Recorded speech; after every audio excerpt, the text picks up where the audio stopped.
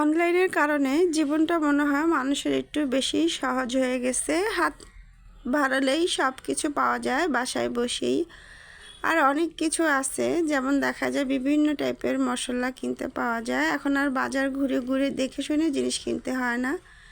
Online platform আসলেই সবার জীবন ব্যস্ততার এই শহরে ব্যস্ততার কারণে অনেক কিছুই করা যায় না। কোথাও যেতে হলে রিক্সা ভাড়া দিয়ে যেতে হয়, জ্যাম থাকে, অনেক যন্ত্রণা। তো ঘরে বসে যদি আমি মনের মতন জিনিস পেয়ে যান, তাহলে বাহিরে আর কেন যাবেন? আসসালামু আলাইকুম এভরিওয়ান, সবাই কেমন আছেন? আলহামদুলিল্লাহ, আল্লাহর রহমতে আমরা ভালো আছি।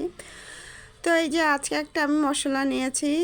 আর এখন যেহেতু আলহামদুলিল্লাহ দেখতে দেখতে কোরবানি চলে আসতেছে, তো কোরবানি ঈদ মানেই তো প্রচুর মশলা, কারণ কোরবানি ঈদ মানেই তো হচ্ছে মশলার ঈদ মনে হয় আমার কাছে। যেহেতু গরু কোরবানি দেওয়া হয় যার যার সামর্থ্য অনুযায়ী, যে যেভাবে পারে দেয়। তো এই জন্য এখানে একটা শাহি গরম মশলা নিয়ে নিচ্ছি। আমি কিন্তু আরও অনেক আগের থেকেই বিভিন্ন পেজ থেকেই নেই, কারণ সবসময় এক টাইপের জিনিস কিন্তু ভালো না। বিভিন্ন পেজের এক একজনের এক এক জিনিস এক এক রকম, এই জন্য ঘুরে ঘুরে সবসময় নেওয়ার চেষ্টা করি। তো এখন যেহেতু ব্যস্ততার শহর, দেখা যায় সেইভাবে। আর আগের দিনে মানুষ তো পাটায় বেটেও রান্না করতো, কারণ আগের দিনের মানুষরা বেশিরভাগ ঘরে থাকতো। এখন তো আর সেটা না, দেখা যায় মেয়ে বলতে আর ছেলে বলতে কথা নেই, সবাই বাহিরে কাজ করে। তো এই জন্য বাসায় এত সময় নিয়ে মশলা বেটে রান্না করা কষ্ট হয়ে যায়। তো বাইরে যেহেতু আর যেতে হয়, সেই জন্য ঘরে বসে সুন্দর সুন্দর প্রোডাক্ট পাওয়া যায়।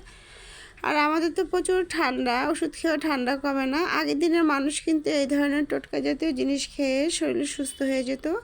তো এখানে আমি কালো জিরা আর রসুন, তার সাথে তেল, এই কালো জিরাটা চিবিয়ে খেলে আপনার শরীরে কিন্তু বিষ ব্যথা হতে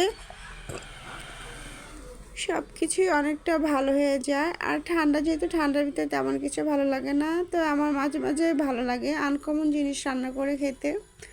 ভালো লাগলে হয়তো দ্বিতীয়বার আবার খাওয়া যায়, ভালো না লাগলে নাই খাওয়া যায়। তো এই ঢ্যাঁড়সের আচারটা এত মজা, এটা আমি আসলে মানুষ তো দেখেই শিখে, এটা ইউটিউব থেকে দেখে শিখেছিলাম, কিন্তু ইউটিউবে কাসুন্দি দেয়নি, তো আমি এখানে কাসুন্দিটাও অ্যাড করছি।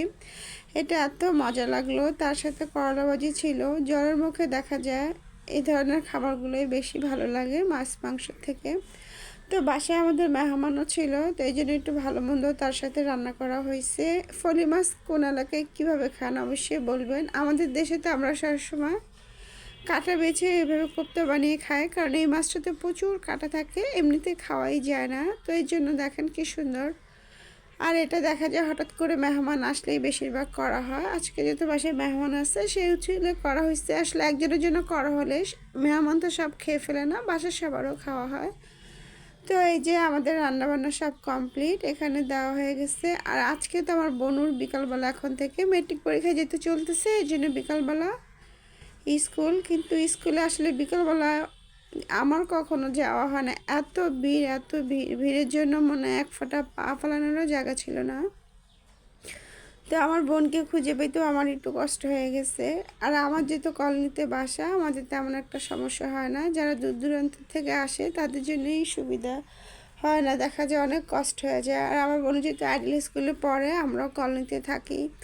তো স্কুল থেকে বের হলে বাচ্চাদের মনে বায়নাই থাকে কিছু খাওয়ার জন্য। তো যেখানে এত ভিড়, বের হতে আমার 1 ঘন্টার মতো লেগে গেছে। তারপরে তো তার ফুচকা ঝালমুড়ি আছে।